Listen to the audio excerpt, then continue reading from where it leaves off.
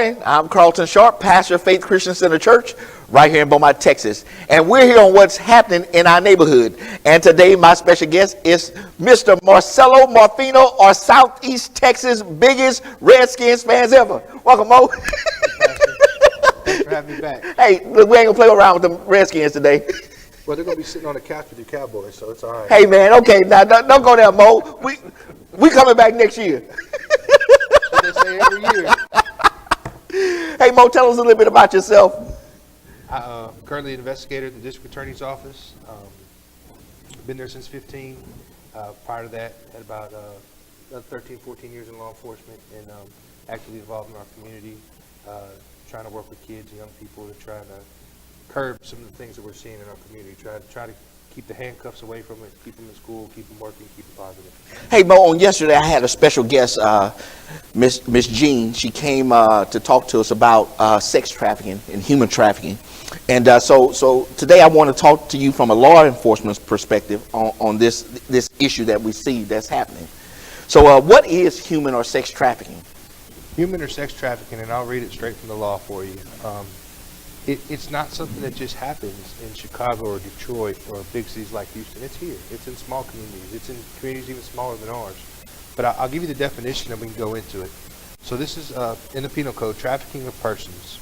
A person commits an offense if the person knowingly traffics another person with the intent that the trafficked person engage in forced labor or services, receives a benefit from participating in a venture that involves an activity described by Subdivision 1, including by receiving labor or services the person knows are forced labor or services.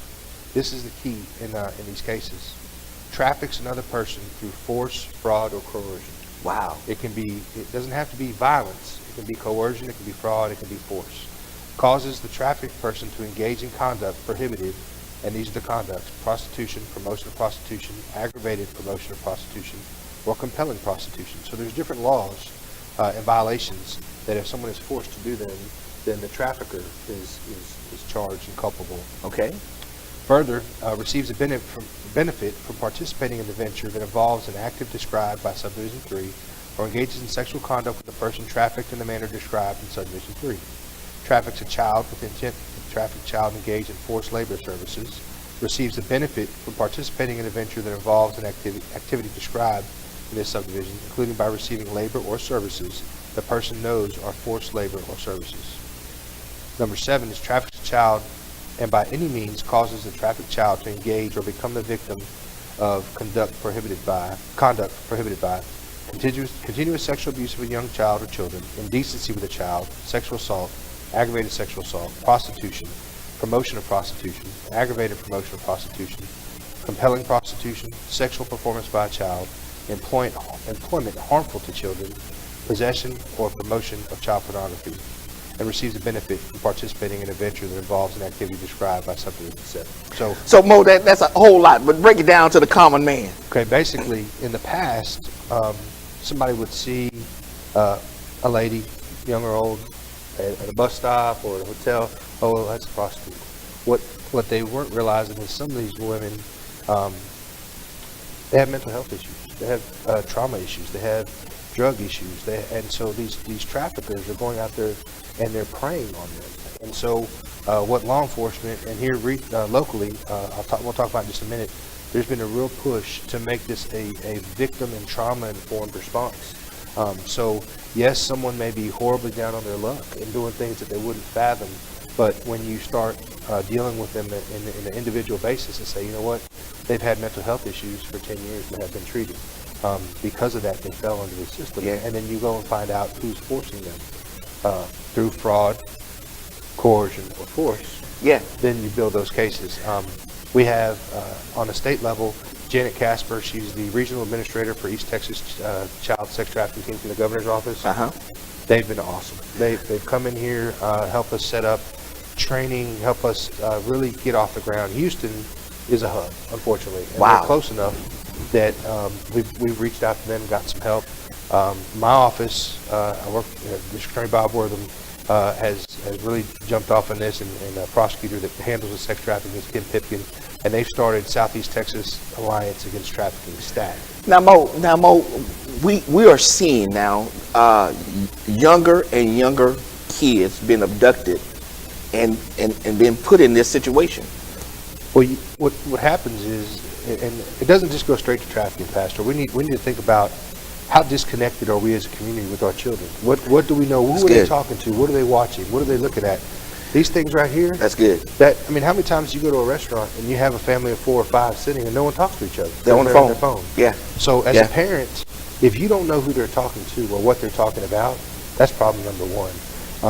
On the coalition and what they're doing with STAT, which is great, is let's say a parent has an issue. We now are publicizing who you can go talk to. Is it a trauma issue? Is it a mental health issue? Is it a depression issue? Is it a drug issue?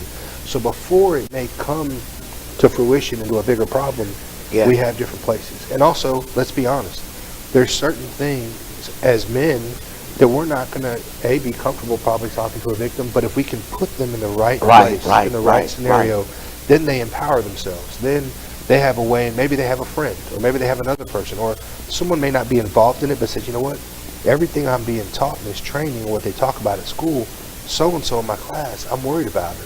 And then they feel empowered to say, hey, I think my friend has some issues. So that's how we're going to turn it around locally. Now, it's not just about girls, little girls, or little boys. I mean, boys are also included in this. Unfortunately, men are trafficked. Unfortunately, yeah. And so are you seeing, now, since Houston is the hub, I-10 is that gateway to directions. Correct. And unfortunately, we are in that, What we have to do with that is, and this is different than your normal case where someone goes and, let's say, breaks into a house or robs a store or commits a traffic violation. They're from here, they're committing a crime here. You may have people from out of town, or you may have it to where these traffickers are setting up shop, let's say, for a few weeks or a month until it gets, the heat gets on them, and then they're going to go down the road. So having contacts, and that's what's great about people like Janet Casper in the governor's office, and I can't say enough about DPS has really helped us locally with their task force, and HPD. There's a joint task force in Harris County that has come all the way out here and helped us in our cases. And so those guys, there's Agent Rainwater, Agent Benson, Sergeant Wall, some of those guys have been instrumental in teaching us some things that we weren't used to. And then from there, you go to another training and you meet somebody that works for Denver, or you meet somebody that works in Florida, or you meet somebody that works in Louisiana, and you start picking up the phone. Hey, we've got a girl that is from your area. Does she, oh, hey, we've been looking for her for 3 months. Wow. So the communication is key on building these relationships, building these working relationships, and sharing information. So earlier you said it's not just about big cities. Are we seeing that in our community? Yes, sir. Unfortunately, I can't talk about open cases, but here pretty soon we're going to see some things. We had that one case last year that they prosecuted out of our office, and the guy got, I think close to 60 or 70 years. Wow. It's horrible what some of these guys are doing to these young girls. And so I think with more of the attention, you don't want to have it to where it's a case and the person gets however much time in prison. We want to really, I can't stress this enough, make it a victim's approach, trauma-informed approach, and hopefully try and teach these young women. And some have unfortunately been in it very, very long. They've been brought into it by family, or been brought into it by loved ones, or so-called loved ones. And so it's getting, people like Harvest House, Lisa Bowler, Kara Harrington at the Garth House, Spindletop, Family Service Southeast Texas, the Rape and Crisis Center. I can go on and on, but everyone's teaming up. Everyone's getting on the same plan and saying, hey, if we're the forensic interviewers, we're going to be the best at forensic interviewing. If we're the ones that have the ability to go out and recover these girls, then we're going to get everyone in touch. So everyone's doing their part, and they're caught on the wheel. And Kim in the office has really taken a stand-up approach to putting everyone on the same page. Okay, so Mo, with this new organization, this STAT, we have the information that we could put on the screen there for those who need help. They're able to call. That's if it's at the ultimate. If someone's being trafficked, yes. The flyer that we have, this is so new that we've had a couple trainings. It's being put out, but my biggest thing, it's no different than if you're in a neighborhood and something doesn't look right. You've got a guy that's got 4 or 5 young girls in the car that you know don't belong there, pick up the phone and call. A phone It's call, that simple, yeah. you know, as a business owner, if it's different if it's a camp counselor or a coach or someone coming in with a team, but if you see a guy with a group of girls and things just don't look right, pick up the phone and call. Yeah. You know, call the police, say, hey, something doesn't look right. And it's on them to come out and maybe look at the video or identify the vehicle, whatever it might be. But that's how things happen. And I can't talk on specifics our case, but other crimes occurred that opened our eyes to certain things. And then the collaboration with other agencies, other areas. And that's what we're here to do. And then on the backside, if it's not criminal, the education to coaches, to schools, to pastors, getting these kids comfortable to speaking with themselves, you know, because some of them, some are going to be the bullies or the ones that push it, and other ones are going to see it but not feel empowered to say something. And hopefully that's where some of this training, there's some training that the governor's office is putting together through DPS, and it's called the Man Kindness Project. That's coming out pretty soon. Awesome. I got to go to Austin, to the governor's office, and see a living testimony of what the gentleman from DPS that's done it with his guys and his people and his church and his group. It's amazing. You're taking a program, and I don't want to say too much about it because it's theirs and they haven't put it out yet, but basically you're taking it, and we talk about women and girls. Well, who's subjecting these girls to mistreatment? It's men. It's men. Boys. Yeah. So their program is to target leaders in the school, athletes, different people like that, and say we are not going to tolerate this behavior of girls on our campus or teachers in our school. So we're not going to call them the B word. We're not going to allow someone to do things or say things. And from what they told us, it was amazing to watch. And so I'm excited. Once that gets put together and pushed out to our area, we're going to be in the forefront of it locally. And That's I think good. it's going to be That's something that we can, because I think if we do that, yes, we're going to talk about trafficking, but we're also going to teach men how to be men. Go back to, you know, small things, open doors. Chivalry. Exactly. Yeah. And so I think we really have to go back to old school to divert from some of this, because right now they're all in technology. Now, that's what I was just going to bring up, because most parents are not hip to what their kids are watching on these devices. They need to be. Well, I mean, we were talking earlier about the different sites or the different apps that they use in order to, you know, to recruit and also to do business. Well, it's the communication. You know, I've had parents tell me, well, I watch my phone bill, I know who they talk to. If that's what you're looking for is your phone bill, you're lost. You're lost. And you know, we can't expect somebody else. We can't expect that teacher. The teacher's there to teach, not to be the disciplinarian or the communicator. Yes, they can be, but in a home, whether, you know, my parents got divorced when I was young. You know, I had a step parent. So as a parent, and now that I am a parent, our duty is to communicate with our kids. You know, I'm not the best dad in the world, but I try every day. Yeah. You know? Yeah. And I try and speak to my kids and give to my kids maybe what I didn't or what I missed. And there's nothing wrong as a man to say, you know, we've called each other. Hey, how do we do this? How do we do that? Exactly. There's nothing wrong with extending a hand and saying, you know what, this might be a little stronger in your field or this field. Reach out as a man and say, I need help with this, or this, and we all build and grow together. So, Mo, how can a parent find out these different apps that their kids may be having on their phone to try to? Right now, I think that with the stat being so new, there's things like that being put in progress. Okay, There's good. going to be training for law enforcement. There's going to be training for communities. There's going to be training for schools.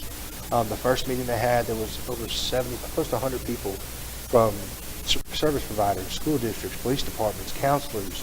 I mean, it was a good group of people to start sharing, because one person's stronghold may be another person's weak side, but together, it's just it's filling the gaps. Yeah. So this is something that's new. You know, in the past, maybe we weren't aware that it was needed, but now that we know it's needed, the office and Bob Wortham and Kim Pipkin have taken this full force. And so we're going to try as hard as we can, not to be reactive, but be proactive. Proactive, yeah. Now, okay, Mo, so if you come up on a situation where it's been trafficked and it's a young person, let's just say a young girl, they tend to put them in the category of prostitution versus, you know, trying to figure out really what's going on. Well, and that's where we're training law enforcement, and I'm still, you know, I've been doing this about a year now, and there's still some things that I need to learn. But the way that you would talk to someone stopped in a prostitution sting can change. If you show them that it's a much more victim trauma-based approach, they may realize, wait a minute, he's not treating me or talking to me like these other guys or she.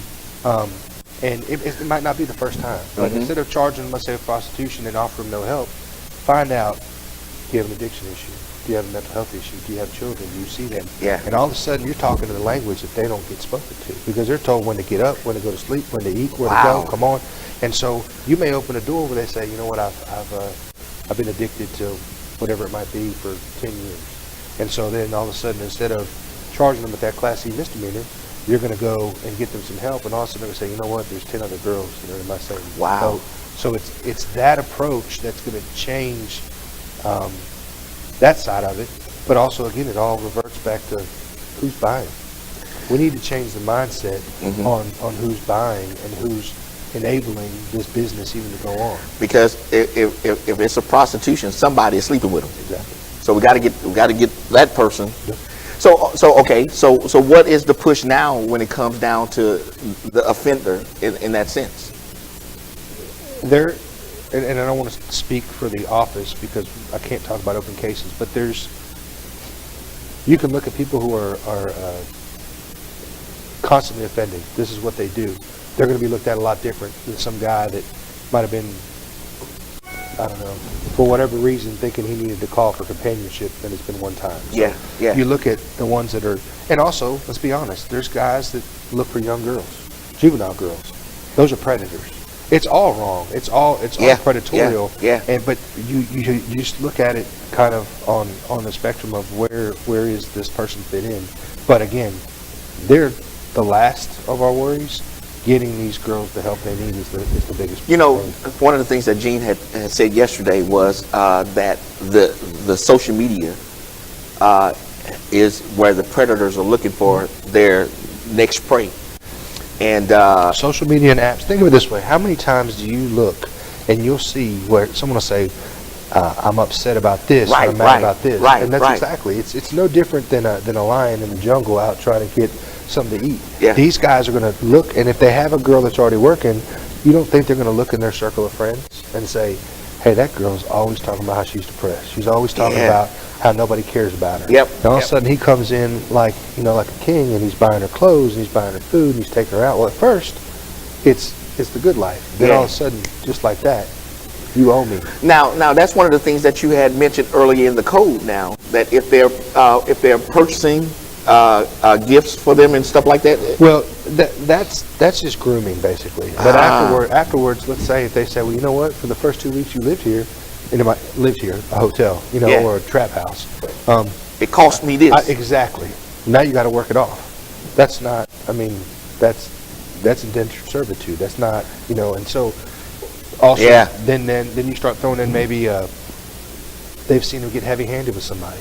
In their mind, they're saying, well, if I don't do what he says, then he might do that to me. And that's the coercion. So he didn't physically beat me, but I seen him beat somebody else. Now I understand I don't want to go that route. Right. And if I just do what he says, then he won't do that to me. Ooh. So the other part, too, is, and this is such a big pot that we're talking about, we have to have that, and I keep going back to it, trauma-informed approach to be able to get these girls to even talk to us. Because if we don't find out the facts of what they've been through, we can't meet the elements of the crime. We also can't find out how many other towns they've been, how many other places they've been, where else they've been victimized. So the whole gambit of really getting to the bottom of this is communication with the victims and going that route, and then having the service providers. We haven't even gotten there yet. There's been times where we haven't been ready locally to take on some of these things, but that's changed. Now, what's the house? Because one of the things she mentioned the other day was the Harvest House. The Harvest House. Yeah. Lisa Bowler has been doing this for years, and she and her volunteers go out in the middle of the night when they're called, and they recover these girls. And that's the partnership that you were talking about earlier. That hey, look, the local community is coming together where we're partnering with each other, so that we could make an impact on the lives of these young people. Before, you might have had different entities trying to do the same thing, and they're spinning their wheels because there isn't an answer. Well, now let's say if we need a facility to take them, now that's being worked on. If we need local, or we need maybe something out of town, because some of these girls, if they're from here, then maybe the safest place for them is not being here because that trafficker's going to go looking for them. So establishing those relationships, and really, the governor's office and the whole push and drive between this child sex trafficking team, I can't say enough about Janet Casper and her team.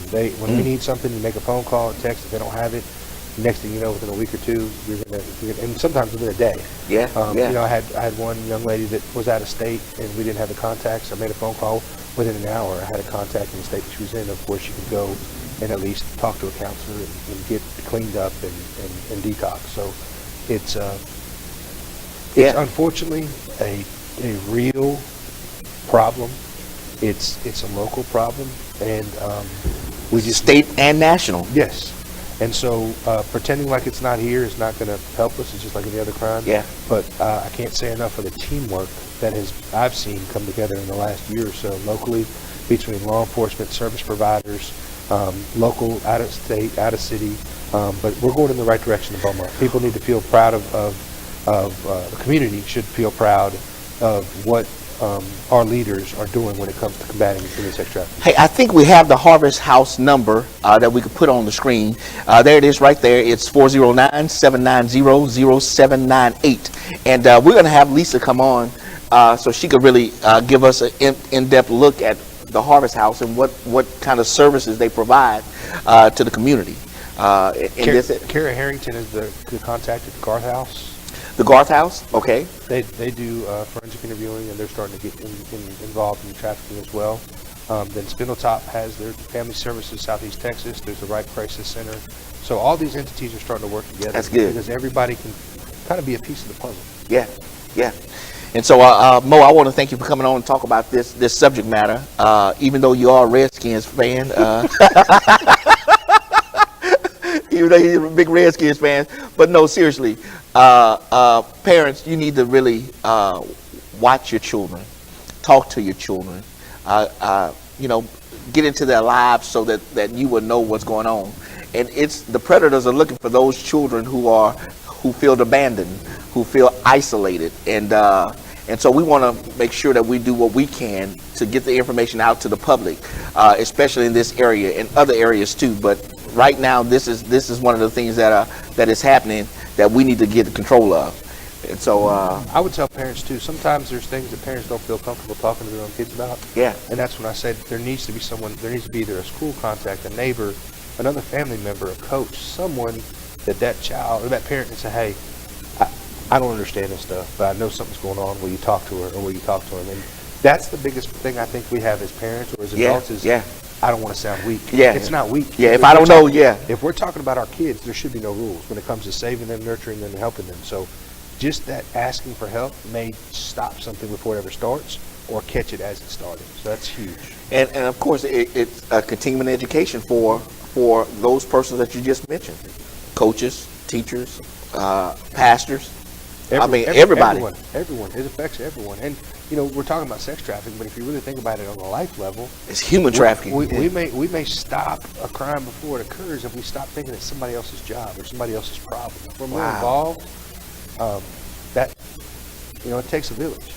Well, what's that old saying? You see something, say something? Exactly. We got common sense, Mo. If we see a van load of girls and one guy, and the guy buying all the material for the girls, that might be something when you take a license plate number down. Call the police and say, hey, I'm at this store and there's actually video here. And it might be the one piece of the puzzle that they've been looking for. They may be from out of state. It may be that they move from hotels every night or whatever trap houses are in. So little things like that can be huge. And, there's Crime Stoppers. If you don't want to leave your name and number, you can call Crime Stoppers, 823-TIPS. That's another facet. You can text your tip to Crime Stoppers. Yeah. But you know what, Mo? We have to, as a community, get out of the mindset it's somebody else's problem. It's somebody else's problem, and that you're snitching. Right. You could save somebody's life. You will save somebody's life. Yeah. And also think of what if it was your daughter? Exactly. I would want somebody to reach out and call the police and say, hey man, this doesn't look right. or your son for that matter. I Right, mean, right. because it's no discrimination now. Right. I think if we all take an active approach and stop condemning, judging, labeling, and just say somebody's broken. It's not my job to fix them, but somebody's broken, and I noticed that, and I need to get the right people here. Yep. All right. Well, listen, I want to thank Mo for joining us today, and I want to thank you for joining us today on what's happening in our neighborhood. And we will see you next time on our broadcast. Go Redskins.